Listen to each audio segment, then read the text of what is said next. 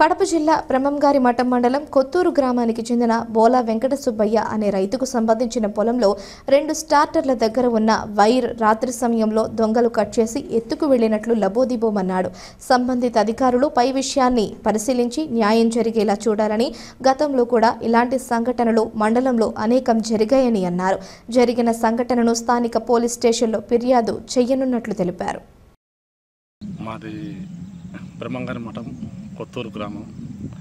ఒక సన్నకారు రైతును. నేను పొలం దగ్గర వరి పండించి పంట చేతికి తీసుకొని పోయినాను.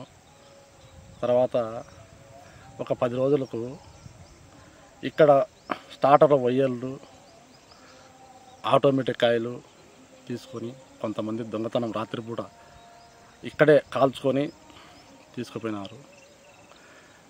పై అధికారులు దీనికి సంబంధించిన దొంగతనం ఎవరు చేస్తున్నారు, ఎక్కడ చేస్తున్నారు అని ఎంక్వైరీ చేసి వాళ్ళని తొందరగా పట్టుకోవాలని కోరుచున్నాను. ఈరోజు పోలీస్ స్టేషన్కి కూడా ఫిర్యాదు చేయాలని అనుకుంటున్నాను. ఇంకా మీదట నెక్స్ట్ మళ్ళా రైతులు ఈ విధంగా నష్టపోకుండా చూడాలని నేను కోరుకుంటున్నాను.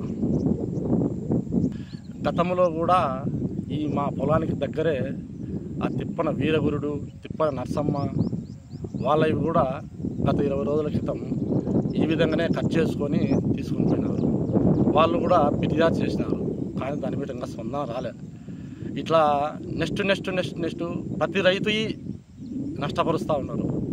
రాత్రి వేళల్లో వచ్చేది, కోసుకునేది, తీసుకుపోయేది చేస్తూ ఉన్నారు.